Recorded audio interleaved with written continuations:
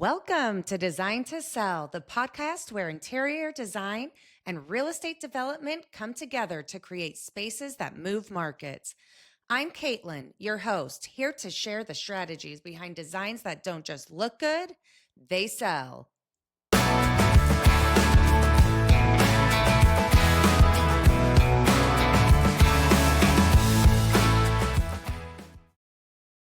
Hi there, and we are back from summer vacation. Thank you so much for joining Design to Sell. I'm Caitlin, your host. So, as everybody knows right now, what's going on in the market, we're kind of having a weird churn. It's not really quite a buyer's market, but it's also not a seller's market at all. I think we are getting back to kind of a healthy market, which is good. There's more inventory, but it's not always great for investors. On today's episode, I wanted to talk about designing in a downturn. This is so important for investors and designers to really fully understand, because what happens is as houses sit a little bit longer, that means you have to start factoring in longer holding costs. So where, the last 5-6 years, houses were selling within a week, now we're seeing houses aren't selling for 30, 60, 90, and even in some states, 120 days. So they are definitely sitting. So in order to combat that, we need to make sure that we as investors are designing for profit. Remember, that's my biggest thing, guys. Always, always, always design for profit and for your market. So right now, our market is at a kind of interesting standstill. I think a big portion of the reason for this is because of the fact that the Fed keeps saying that they're going to lower interest rates. I think a lot of people are very unsure about what's going on with tariffs.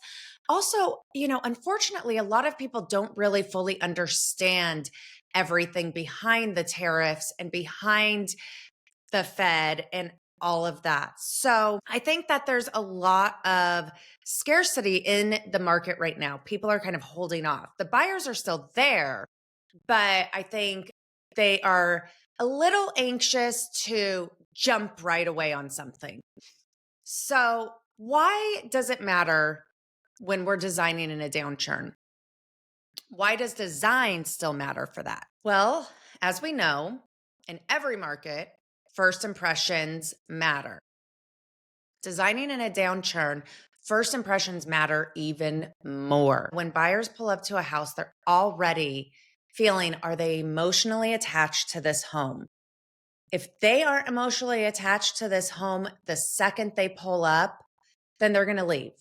So even more so when you're designing in a downturn, you want to make sure that curb appeal is on point. Give them something to talk about. You want them to fall in love with it.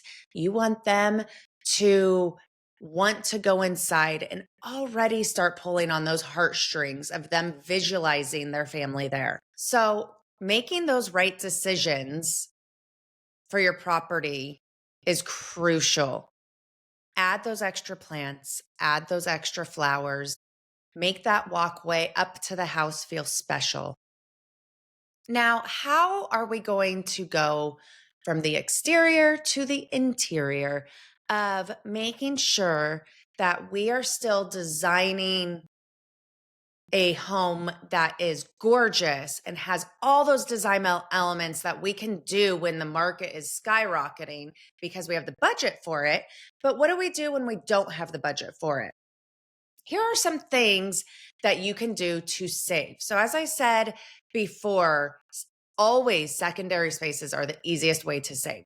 So for example, the kids' bath, the kids' bedrooms, the guest rooms, those areas, even bonus rooms or things like that, those areas you can kind of really pull back on your budget, not adding as many cool elements. Again, this goes to using the $1.50 a square foot tile in the secondary bathrooms and changing it up with how you lay it versus spending more money on the actual tile itself. Uh, Tile itself, that price, it really can add up quickly. So you really want to make sure that you have your budget to a T. Make sure that any bathrooms that are not the primary, you are not overspending. You're spending $1.50 on tile. That's including shower, flooring. You're buying the pre built vanities. You are going to Home Depot or maybe the consignment shops for mirrors. And then lighting, again, you're looking on Wayfair, Amazon, those places that still can give you a little bit of that pow, but it's budget friendly. So, those are really the spaces you're going to want to be able to save on. Switching from doing maybe a lime wash on a wall versus plaster or a wood accent wall. That's another great way to kind of save on your budget, but still give a design a wow feature. Places you're going to want to invest in. Again, curb appeal. You're going to want to invest in those plants, the artificial grass, the walkway pulling up to the house. You're going to want to spend in the kitchens and in the primary bathroom. Those are the three main areas that you're going to want to focus the majority of your budget on, especially in a downturn. You want that to give you a very big wow feature. So, how do we go from figuring out where our budget is and cutting our budget almost in half at times with some projects to still being able to style for a buyer and have them having the confidence that this is a well built home? Here's the trick: make sure that everything is done properly. You want the finish work to be perfection. This is where you're going to actually be a lot more critical than maybe you normally would be. You want the grout to be perfect. You want those grout lines to be perfectly straight or perfectly even. Everything needs to be to perfection because, especially in a downturn, buyers are quite a bit more critical on the house than they normally would be when you're in a seller's market and you have multiple buyers. So, this is where buyers can be more critical because you're not getting that flood of buyers coming in and that demand just isn't necessarily there. So, they're going to notice every little issue, every scratch, every dent. If the floor and the trim work doesn't match up and it has quite a bit of gaps, that's a huge issue. You want to make sure that you're leveling those floors before you're laying anything down so that they are perfectly flat. You're also going to want to make sure that you are really sticking to the natural palettes. You want it to feel timeless. You want it to be fresh and open. You want people to be able to walk in and say, oh, this just feels so calming and relaxing. This in designing in a downturn is not the time to take risks because what happens is that risk could really cost you a buyer. Whereas in a seller's market, you probably have another five lined up that are willing to buy it, that love that risk that you took. So, really make sure that you are looking at every element of how a buyer is going to view it. Always in investing, that's kind of our biggest thing. We're always making sure that we're going in with the lens of who we are targeting for our market audience for the house, who's going to buy the home. So, what else can we do to really up the ante for our properties to stand out from somebody else's? Design for livability. You want to make sure that you are making the spaces, as I said before, feel move in ready, but you still want it to feel luxurious. A lot of times, using colors that are neutrals, more of those spa earthy tones, really makes a house feel elevated. Also, if you can, adding in those vaulted ceilings. If you have a home that has lower ceilings, check in that attic. Can you easily just move the ceiling up? Or do you need to add any load bearing items, engineering, or things like that that actually would end up costing you quite a bit? Some of those kind of things could actually go a long way and really increase the value versus an accent wall that wouldn't increase the value of your home. So make sure that you're making market specific adjustments. So, how do we adapt our design to buyers in a curious or value driven market? A lot of times, buyers can say, well, I want to go in this with equity. And, as hard as that is, as an investor, we're sitting here thinking, well, we're not willing to give up any of our equity because that's our ROI. This is how we feed our families. This is how we make a living. This is how we survive in our life. So, how do you perceive to the buyers that the value is there? And that is really just with design. That is showing the buyers, look, this is our house and it's done to perfection. We've done everything. We've gone through this with a fine tooth comb, even as far as showing them photos in the listing of the timeline of everything that you've done and the work and effort that you've put in. That's where your value is to a buyer, is showing them that you took on this project for them to have their dream home and they didn't have to. So they need to also sometimes understand the work and the time that it took to design the home. And also sometimes, a lot of times buyers don't see that you took everything down to one wall, or you took it down to the studs and updated all the wiring, all the plumbing, all of that. So the house is basically new. That shows the buyers there's value there and that you really took the time and consideration to make sure that they have a solid, good home that is, when the market goes up, their home value is just going to skyrocket quite a bit more than the person next door who just threw lipstick on a pig. So, adjusting for regional trends and price points, that's kind of a tricky one where when you're adjusting for trends, unfortunately, what can happen is you can over design. And when you're working in a market that is designing in a downturn, you need to adjust that accordingly. You can still get a wow primary bathroom and not spend a crazy amount. You could spend $3 a square foot or less on a primary bathroom by doing porcelain tile or by doing a different shower, or even by making wow features like one subway tile wall. You could do a whole subway tile bathroom in a primary bath if you have that lay perfect. Uh, if you do a herringbone lay or a chevron lay for your tile work and you continue that all the way back along the vanity wall, that gives you kind of that difference of a wow feature, but it's not that much more expensive to do once you're in there putting all of the tile in. So that actually is a really big cost saver that still gives you a good wow feature. So here's the other common mistake that you really want to avoid during that downturn. I've kind of touched base on this a little bit.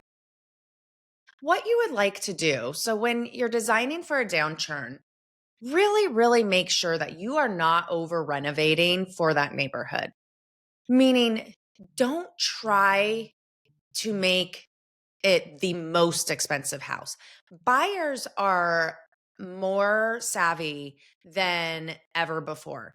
And if you overpay for a house, overpay for the design, and you're trying to get top dollar in that area, sometimes that's not going to work because buyers don't always want the most expensive house. They want maybe more of the mid price house. So you need to adjust your design to fit that mid price. Again, that's all in finishes. Don't skimp in a downturn market on the things that matter, like electrical, plumbing, those types of things. Fix all of the issues. Make sure that the foundation is perfect, that the leveling is perfect. It's in the finish work that you really want to focus on when you're designing in a downturn, because that's what they're going to notice. Buyers already know that they can bring somebody in to do an accent wall.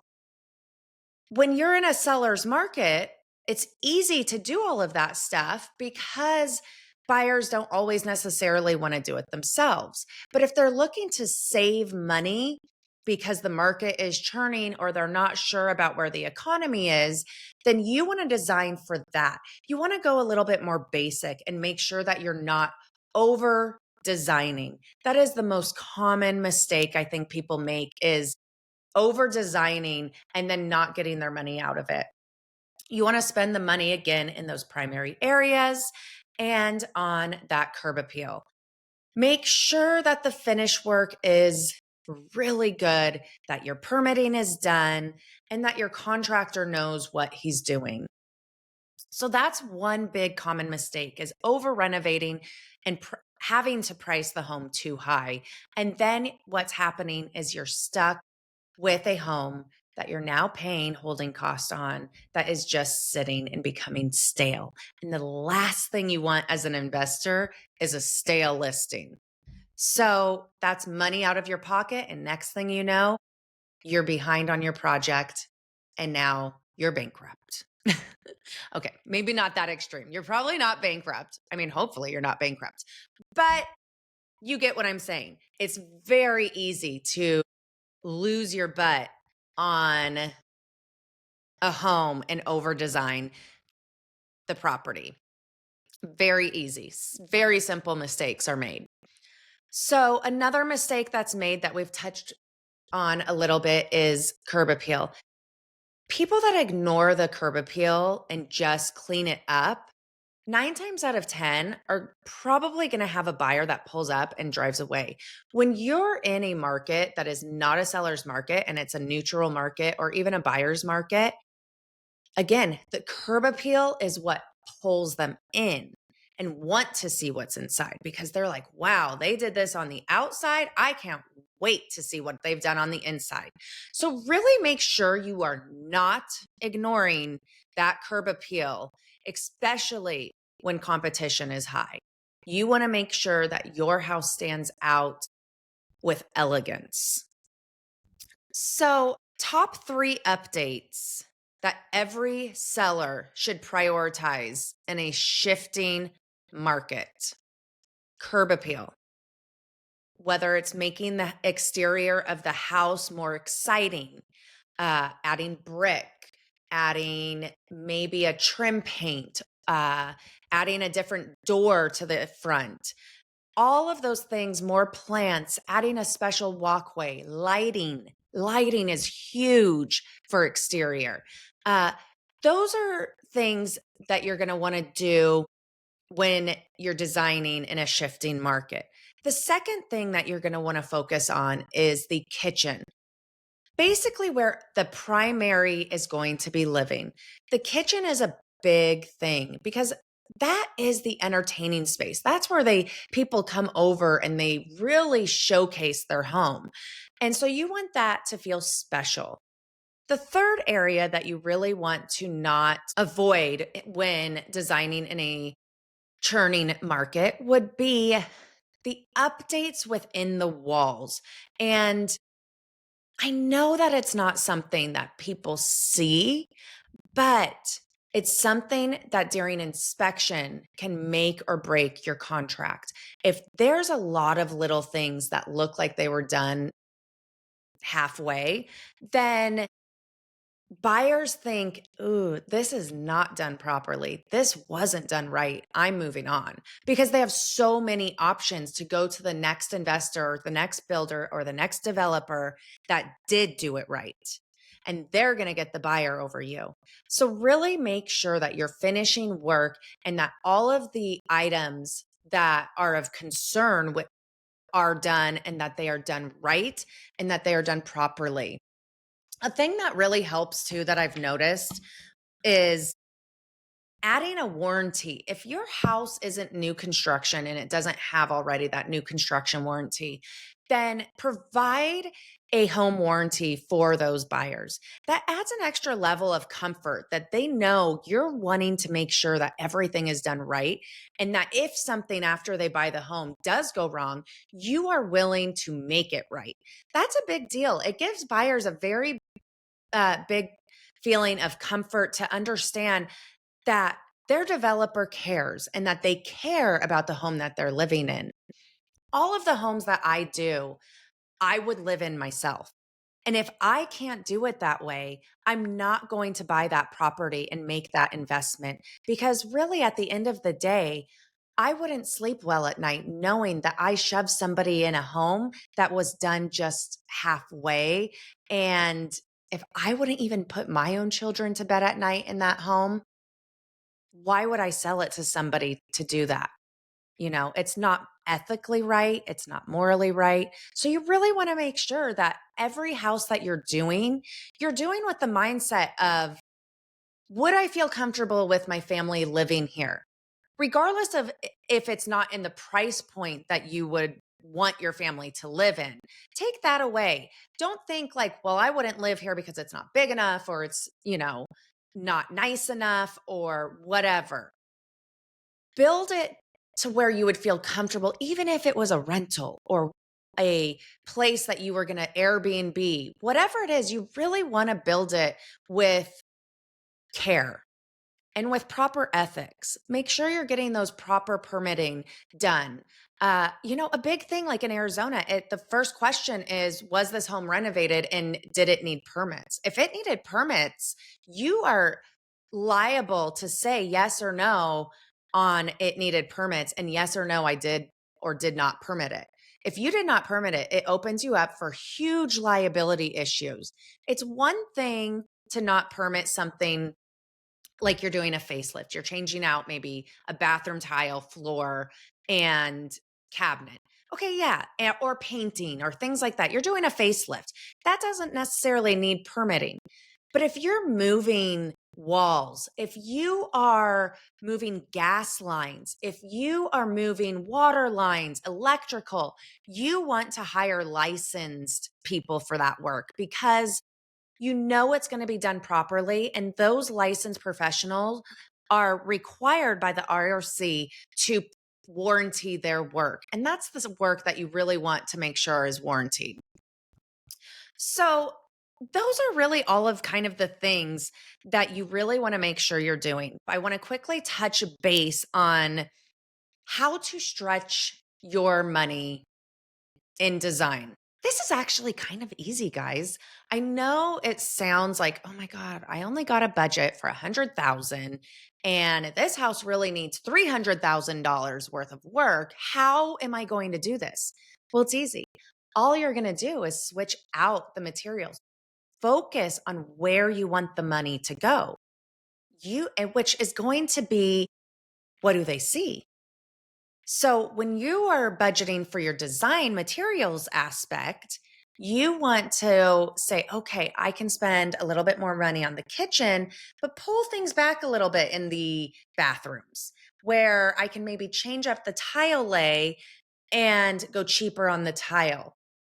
Also, maybe adding carpet into the bedrooms that aren't the primary. In Arizona, you always want to do carpet, or you always want to do hardwood or laminate or some form of that in the primary bedrooms.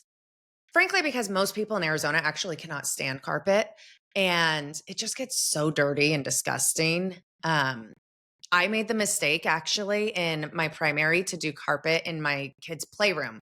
And the only reason I did that is because it's literally right behind the kitchen and the family room.